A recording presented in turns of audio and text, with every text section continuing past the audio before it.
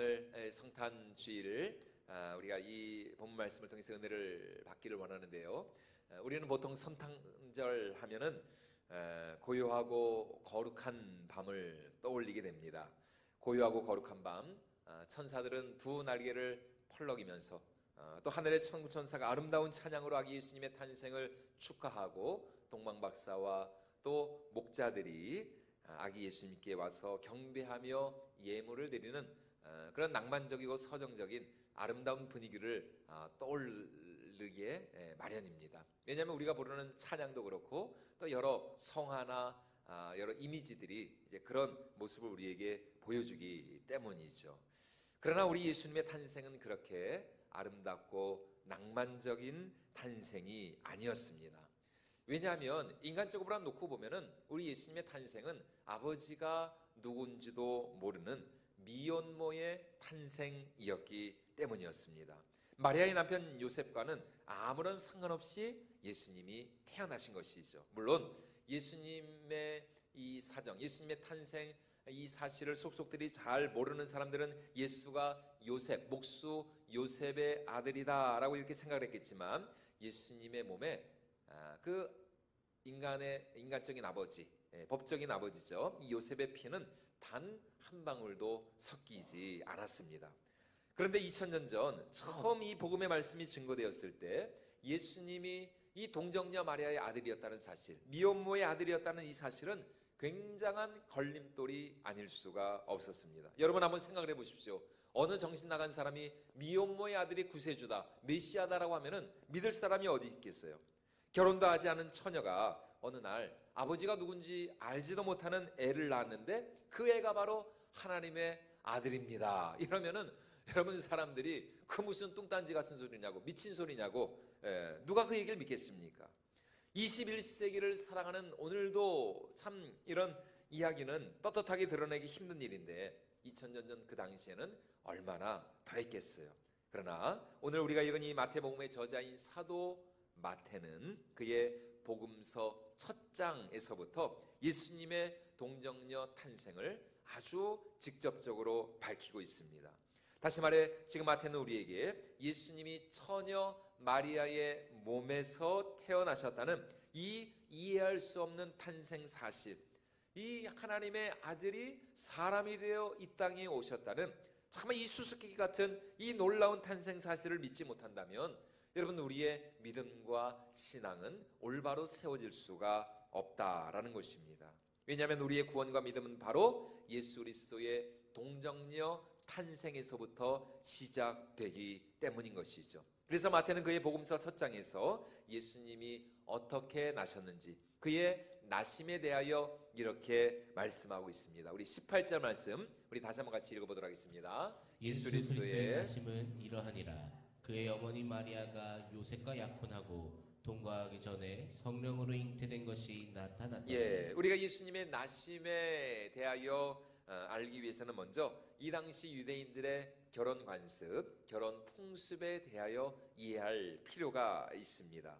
2000년 전 이스라엘에서 한 남자와 여자가 만나 결혼하기 위해서는 먼저 두 사람 사이에 지금 우리 시대의 약혼과 비슷한 정혼이라는 것을 해야만 했습니다. 이 정혼이라고 하는 것은 오늘날 우리의 약혼과 비슷하지만 그 2000년 전 그 당시 유대 지방에서는 오늘 우리의 약혼보다 훨씬 더 법적인 구속력이 강한 그런 예약, 그런 법률 그리고 약혼식이었어요. 그래서 정혼한 남자가 만약 무슨 일로 예기치 않게 죽었다 그러면은 그 남자와 정혼한 여자는 졸지에 그 남자와 한번 제대로 살아보지도 못하고 과부가 되는 것입니다. 법적으로는. 즉 이 정혼이라고 하는 것은 법적으로는 이미 부부지만 단지 같이만 살지 않을 뿐입니다. 같이는 살지 않는데 일단 정혼을 했다 그러면 법적으로는 부부인 거예요. 이러한 정혼의 기간은 보통 1년이었고 이 기간 동안 신랑은 열심히 일을 하여서 돈을 벌어서 신부 지창금이라는 것을 마련해야 하고 그것을 신부의 아버지, 그러니까 장인어른이 되겠죠. 장인어른에게 드리고 나서 이제 신부를 자신의 집으로 데려와 이제 그때부터 정식으로 같이 살 수가 있었던 것입니다. 그런데 이 정혼 기간 아직 요셉과 마리아가 같이 살기 전에 이 마리아가 성령으로 잉태가 된 것이죠. 마리아 자신이 자신의 임신 사실을 요셉에게 알려주었는지, 아니면은 마리아의 집안 식구나 친척 중 누가 이 요셉에게 마리아의 임신 사실을 알려주었는지는 우리가 알 수 없지만, 어쨌든 마리아가 누구 아이인지 모를 아이를 뱄다는 이 사실이 마리아의 이 법적인 남편, 마리아와 정혼한 남편이 요셉에게 알려지게 되었습니다. 자, 지금 이 마태복음을 읽고 있는 독자들은 1장 그 처음부터 나오는 아브라함과 다윗의 그 후손의 계보에 대하여서 그들은 잔뜩 기대에 부풀어 있어요. 왜냐하면 이 다윗의 후손에서 이스라엘의 구세주 메시아가 나실 것이라고 예언되었기 때문입니다. 그래서 당시 로마의 식민지하에 있던 이 유대인들은 그들이 대망하고 고대하는 메시아가 바로 이 다윗의 후손, 다윗의 자손 그 계보 가운데서 나오지 않을까? 과연 그가 누구일까? 지금 굉장한 기대에 부풀어 있습니다.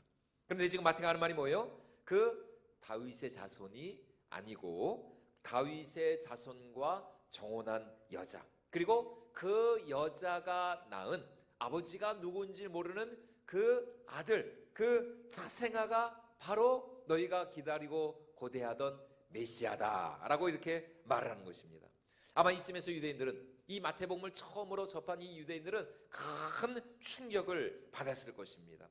아니, 다윗의 후손도 아니고 말이죠, 다윗의 후손과 정혼한 여자, 그것도 그 여자가 낳은 이 정식 아버지가 누군지도 모르는 그 아이가 메시아라고 하니까, 여러분, 이거는 유대인들에게서는 도저히 용납할 수 없는 너무나도 혐오스럽고 해괴망측한 소리였어요. 자, 그렇다면 지금 마태가 왜 그의 복음서 첫 장에서부터 이렇게 극단적인 이야기를 꺼내고 있는가? 그것은 바로 우리 예수님이 동정녀 마리아의 몸에 성령으로 잉태되었다는 이 사실, 이 성육신의 신비와 이 비밀을 우리가 믿어야만 우리의 믿음과 신앙이 바로 거기에서부터 시작이 될 수가 있기 때문인 것입니다. 자, 그렇다면 성령으로 잉태되었다. 우리 예수님이 동정녀 마리아의 몸에 성령으로 잉태되셨는데, 여러분, 성령으로 잉태되었다는 것이 무슨 뜻입니까? 무슨 말이에요? 성령으로 잉태되었다는 게? 모릅니다. 이거는 뭐 산부인과 의사도 모르고 대학 교수님도 모르고 뭐 이거는 목사인 저도 몰라요. 도대체 성령으로 잉태되었다는 것이 무슨 말인가? 이거는 정말 이해할 수 없고, 이거는 정말 뭐라 설명할 수 없는 수수께끼 같은 이야기입니다. 어떻게 하나님이 사람이 되어서, 그것도 처녀 마리아의 몸에, 그 크고 광대하시고 놀라우신 하나님이 그 처녀 마리아의 몸에 그 갓난아기로, 그 작은 아기로 잉태되셔서 말이죠, 이 땅에 사람으로 오셨는가? 이거는 누구도 설명할 수 없는, 왜요? 이 세상 인류 역사상 이렇게 태어난 사람이 한 사람이라도 있어요, 없어요? 없기 때문이죠. 오직 예수님만이 유일하게 성령으로 잉태되어 이 땅에 오신 하나님의 아들이시기 때문입니다. 이런 예가 없기 때문이에요. 오직 단 한 분 예수 그리스도만이 하나님의 성령으로 잉태되어 이 땅에 오신 하나님의 아들이시라는 것이죠. 여러분, 정상적인 임신은 어떻게 이루어집니까? 뭐 우리가 어렸을 때는 엄마, 저 어떻게 태어났어요? 좀 한번 좀 자세히 좀 설명 좀 해주세요. 저도 알고 싶어요. 그러면은 우리 시대 엄마들은 그냥 얼버무리면서 저기 어디 그냥 다리 밑에서 주워왔다고 말이죠. 여러분, 그래서 우리 애들 친구들 보면은 진짜 그래서 막 다리 밑을 막 어슬렁거리는 애들이 많았습니다. 내가 여기 어디서 내가 태어났나 보다. 엄마가 여기 근처 어디에서 나를 데리고 왔나 보다. 막 다리 밑을 막 어슬렁거리면서 말이죠. 그런데 요즘은 하도 이렇게 우리 아이들 이 성교육이 이게 발달해가지고 말이죠. 이제는 뭐 다 압니다. 초등학교 애들도 다 알아요. 현미경으로만 볼 수 있는 그 정자와 난자가 만나가지고 그것이 이제 수정이 되어가지고 엄마의 몸에 그 자궁 속에 이게 딱 달라붙는, 이걸 착상이라고 그러지 않습니까? 그 이제 수정을 통하여서 이 아기가 태어나는 것, 이게 이제 임신이라는 것이죠. 여러분, 우리 하나님이 얼마나 크신 분이십니까? 온 우주 만물, 아직도 이 우주의 끝을 모른다고 하는데, 이 끝을 알 수 없는 이 정말 우주 천지 만물을 창조하신 크고 광대하신 우리 하나님이 아니십니까? 그런데 그 크고 광대하신 그 놀라우신 하나님이 작아지고 또 작아지고 또 작아지고 또 계속해서 작아지셔가지고 이 동정녀 마리아, 처녀 마리아의 몸에 잉태가 되셨다는 것입니다. 여러분, 이거를 우리 인간의 머리로 어떻게 이해할 수가 있겠냐는 것입니다. 사실 천지창조보다도, 그렇죠, 과학자들이 그 천지창조의 그 신비를 여러 가지 자신들만의 어떤 이론과 학설을 가지고 이렇게 설명하려고 하잖아요. 그런데 그 천지창조보다도 어쩌면은 우리 육신의 부활, 이 몸의 부활보다도 더 이해할 수 없는 그 신비롭고 수수께끼 같은 그런 이야기가 바로 이 동정녀 마리아의 몸을 통한 우리 예수님의 성육신의 비밀이라는 것입니다. 여러분, 그러나 우리의 구원이라고 하는 것은 바로 여기서부터 이 예수 그리스도의 동정녀 마리아의 몸에 성령으로 잉태되신 이 성육신의 사건에서부터 시작이 된다는 것입니다. 고요하고 거룩한 밤, 천사들이 막 날개짓을 하면서 춤을 추는 거기에서부터 우리의 구원과 우리의 성탄이 시작이 하는 것이 아니라 그 크고 광대하신 하나님이 무한히 작아지시고 또 작아지시고 작아지셔서 동정녀 마리아의 몸에 잉태되신 바로 거기에서부터 우리의 구원과 우리의 신앙이 출발을 한다는 것입니다.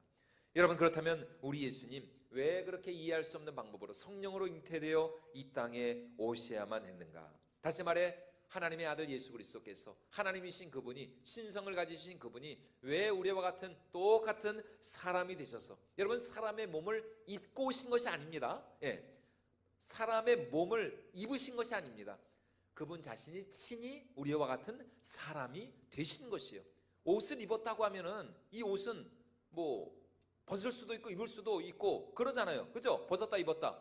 근데 여러분, 우리 예수님은 사람의 몸을 입고 오신 것이 아니라 우리와 똑같은 사람이 되셔서 이 땅에 오셨다는 것입니다.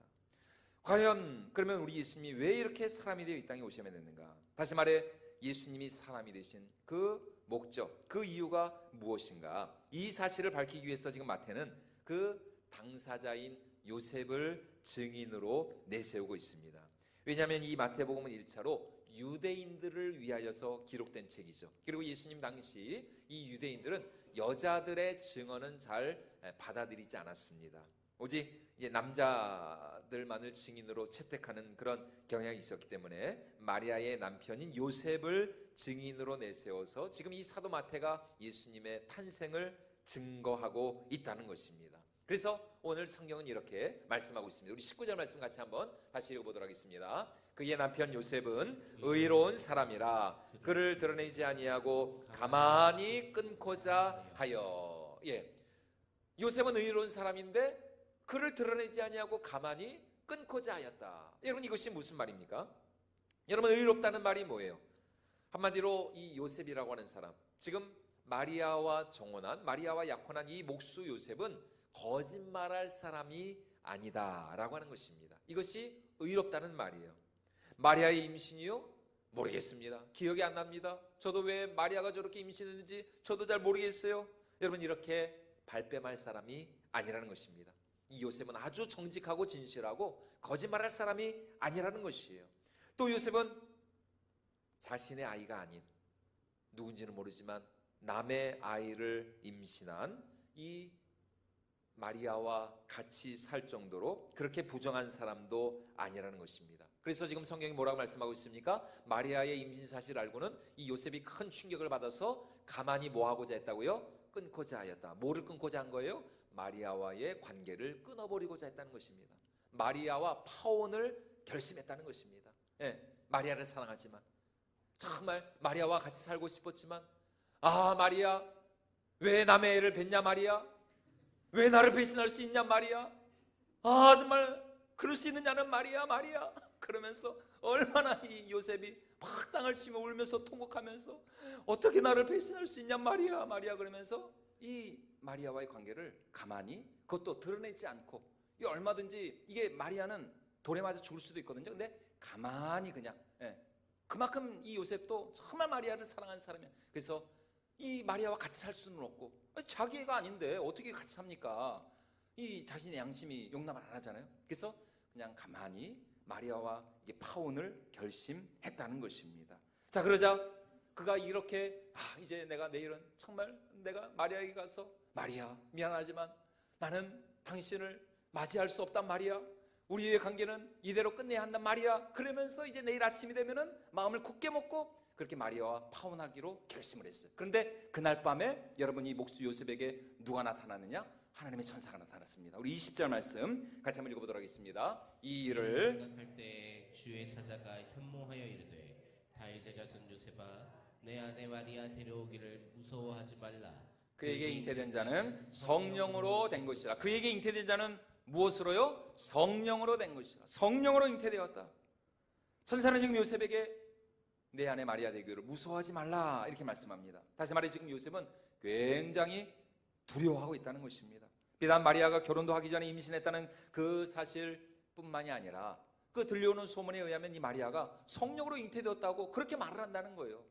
그러니까 얼마나 더 이 요셉, 이 경건하고 거룩하고 의로운 이 요셉 입장에서는 얼마나 두려운 일입니까? 아니 이제 약혼 다 하고 야외 촬영 다 했어요. 결혼식 날 다 잡고 이제 한 달 있으면 이제 마리아 데려오는 거예요. 지금 안 그래도 결혼식장 예약하기가 힘든데 결혼 예식장 다 준비하고 세팅하고 이제 뷔페 다 이런 거 다 마련하고 열심히 이제 돈 벌면서 이제 일을 하고 있었습니다. 이제 마리아와 같이 살 그날만을 꿈꾸면서 말이죠. 그런데 어느 날 마리아부터 정갈이 온 겁니다. 요셉 배가 불러와요.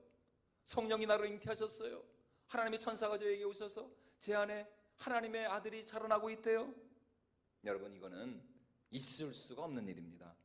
여러분 이거는 뭐 지금도 그렇지만 그 2000년 전 그 당시 유대인들에게서는 여러분 이거는 있을 수가 없는 일이에요. 아니 지금 남의 애를 뵌 것만도 이거는 진짜 받아들이기 힘든 충격적인 일인데 아니 어떻게 감히 하나님의 아들을 임신할 수 있느냐, 성령으로 잉태되었다고 말할 수 있느냐. 여러분 이거는 신성모독이죠. 이거는 있을 수가 없는 일. 미쳤단 말이야. 마리아 왜 이렇게 됐단 말이야. 마리아 정말 정신 나갔단 말이야. 그러면서 말이죠. 아니 이 하나님이 내 안에서 살아고 있다니. 여러분 이거는 유대인, 이 정통 유대인들에게는 이거는 있을 수가 없습니다. 정말 돌에 맞아 죽을 수도 있는 일이에요. 여러분 얼마나 이 요셉이가 큰 충격과 이 두려움에 떨어야만 했을까요? 바로 그때 하나님의 천사가 요셉에게 나타나서 마리아의 그 말을 확증해 주고 있다는 것입니다. 두려워하지 말라는 거예요. 정말 이 마리아의 몸에 성령으로 하나님이 잉태하셨다는 것입니다. 그러면서 천사는 하나님이 이런 식으로 일하실 수밖에 없었던 그 이유에 대하여 이렇게 설명을 하고 있습니다. 우리 21절 말씀도 같이 한번 읽어보도록 하겠습니다. 아들을 낳으리니 이름을 예수라 하라. 이는 그가 자기 백성을 그들의 죄에서 구원할 자이심이라 하니라.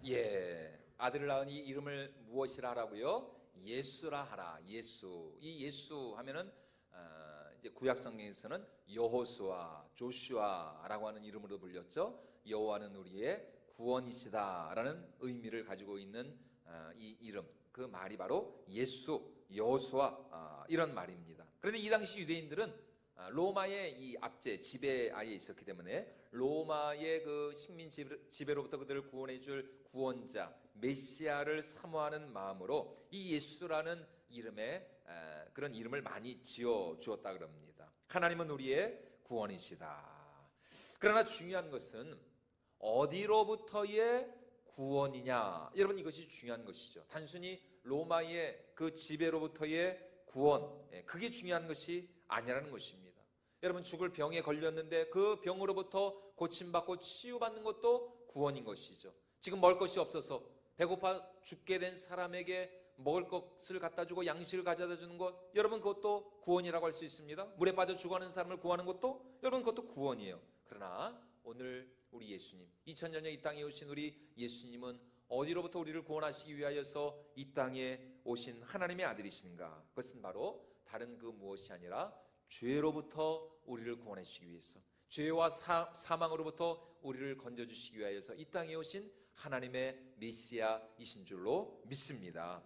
하나님과 우리 사이에 이 죄로 인하여서 가로막히고 단절된 이 하나님과 우리 사이의 이 관계를 회복시켜 주시기 위해서, 그래서 죄와 사망으로 인하여서 죽을 수밖에 없는 우리를 건져주시고 영원한 생명을 우리에게 주시기 위하여서 하나님의 아들이 이 땅에 마리아의 몸에 성령으로 잉태되어 오셨다라는 사실입니다. 그런데 지금 마태복음을 읽고 있는 이 유대인들은 동정녀 탄생과 성령 잉태를 그들은 잘 믿을 수가 없어요. 어떻게 그런 일이 가능하느냐라고 이렇게 반문을 합니다. 여러분, 그때 마태가 하는 말이 무엇입니까? 이미 구약 성경에 이 동정녀 마리아의 성령 잉태가 예언이 되어 있다라고 하는 사실입니다. 그것이 바로 이사야 7장 14절 말씀인데, 우리 오늘 본문 마태복음 1장 22절과 23절 말씀 우리 같이 한번 읽어보도록 하겠습니다. 이 모든 일이 된 것은 주께서 선지자로 하신 말씀을 이루려 하심이니, 이르시되 보라, 처녀가 잉태하여 아들을 낳을 것이요 그의 이름은 임마누엘이라 하리라 하셨으니,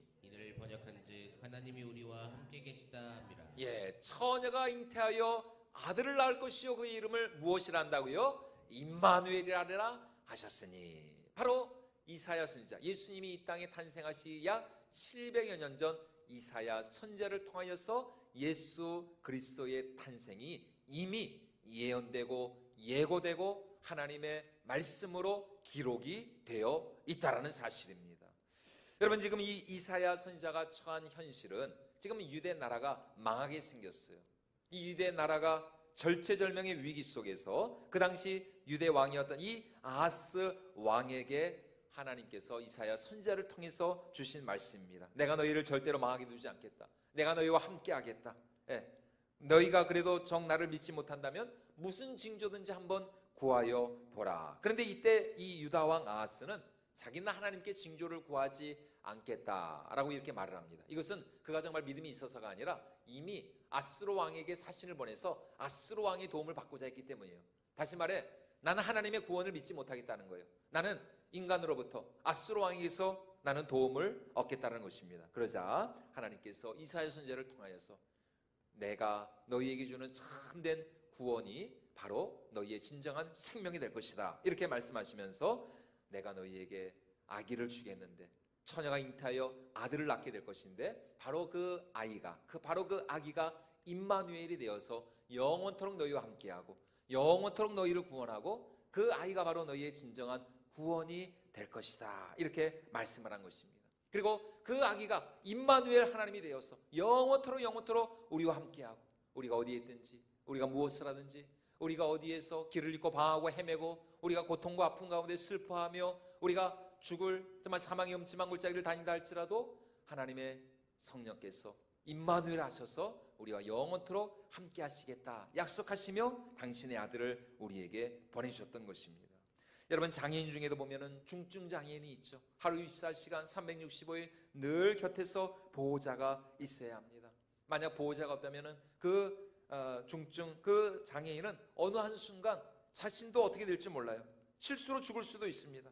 뭐 불에 넘어지거나 물에 빠지거나 아니면은 무엇을 잘못 먹어서 기도가 막혀서 죽거나, 그렇기 때문에 항상 그 장애인 곁에는, 그 중증 장애인 곁에는 항상 보호자, 항상 부모가 같이 있어야 한다는 것입니다. 그런데 지금 하나님이 우리에게 하시는 말씀이 뭡니까? 바로 우리가 그런 장애인이라는 것입니다. 무엇에 대한? 죄에 대한. 여러분, 육신의 장애만이 장애가 아니죠.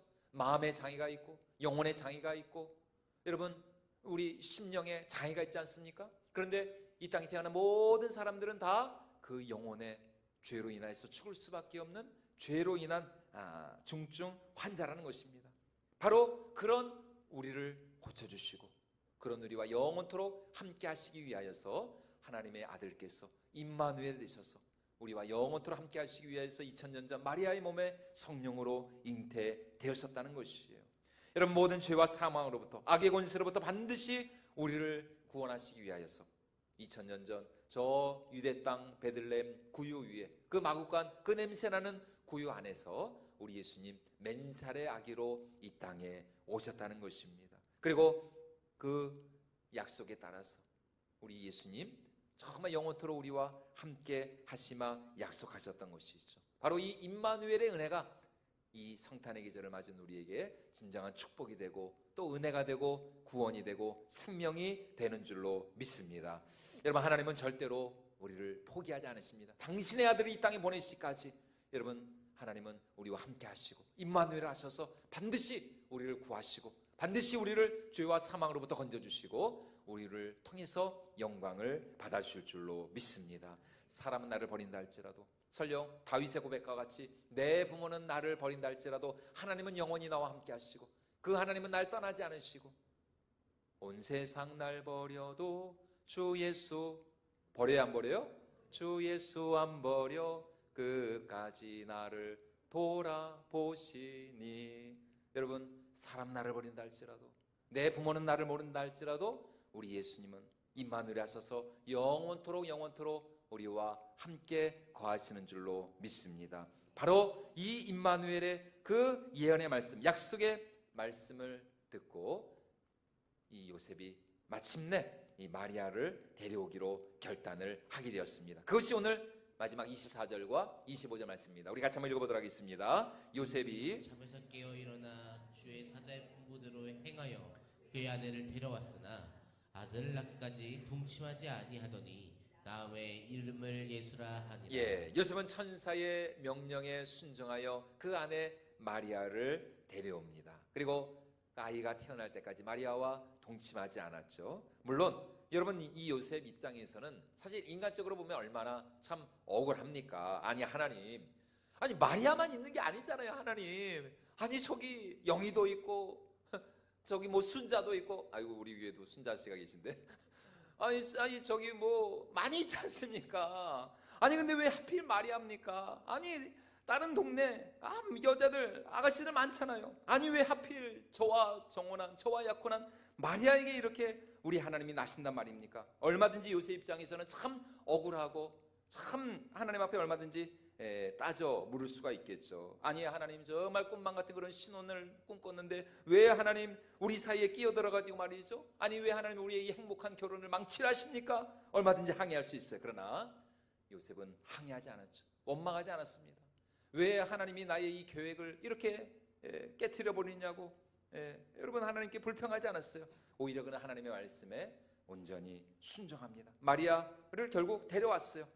자신의 그 신혼빛, 그 신혼의 그 장밋빛, 그 미래에 대한 그 모든 그 계획이, 그 환상이 깨져버렸지만 여러분, 요셉은 말씀에 순종하였습니다. 왜냐하면 자신의 행복보다도, 자신의 신혼생활보다도, 자신의 미래보다도 더 중요한 게 뭐예요? 온 인류가 죄와 사망의 권세에서 구원받는 것, 이것을 위해서 쓰임받는 것, 이것이 훨씬 더 아니 비교할 수 없는 가치 그리고 은혜가 되고 영광이 되기 때문인 것이죠. 여러분, 그렇기 때문에 참된 믿음이란 무엇입니까? 오늘 요셉과 같이 주님을 위하여서, 또 잃어버린 그 한 영혼의 구원을 위하여서 나의 권리까지도, 내가 마땅히 주장하고 요구할 수 있는 그 나의 모든 주장과 권리까지도 온전히 내려놓고 포기할 수 있는 것, 여러분, 이것이 오늘 이 요셉이 우리에게 보여주는 참된 믿음의 모습이라는 것입니다. 만약 우리 삶을 통해서 죄 가운데 빠져서 죽어가는 그 영혼이 구원에 이를 수가 있다면, 구원에 이를 수만 있다면, 여러분, 내가 좀 손해보고, 내가 좀 억울하고, 내가 좀 희생하고 헌신한다 할지라도 나의 그 희생 헌신을 통해서 그 한 영혼이 예수를 알고 주께로 돌아올 수만 있다면, 여러분, 이것이 우리 하나님 앞에서 얼마나 아름답고 영광스럽고 복된 일이 되겠습니까? 그러므로 이제 우리가 이 임마누엘의 이 하나님을 소유한 자로서 아직도 주님을 알지 못하고 죽어가는 우리 주위에 있는 많은 이웃들, 많은 영혼들에게 우리 예수님의 탄생을, 우리 아기 예수님의 오심을 우리가 마땅히 그들에게 전해야 할 줄로 믿습니다. 그래서 그들도 우리와 같이 죄로부터 구원받아 정말 하나님의 사랑받는 자녀가 되고, 그들도 우리와 함께 이 성탄의 그 기쁨을 노래하고 축하하며 하나님께 영광을 올려야 될 줄로 믿습니다. 이 귀하고 복된 일에 우리 모든 사랑하는 성도님들 쓰임 받으실 수 있기를 주님의 이름으로 축원을 드립니다. 그래서 우리를 통해서 정말 이 임마누엘의 은혜가, 이 성탄의 은혜가 우리 교회와 또 이 땅 가운데 또 우리 주위에 있는 많은 이들에게 이 성탄의 은혜와 기쁨이 충만하게 넘쳐날 수 있기를 주님의 이름으로 축원을 드립니다.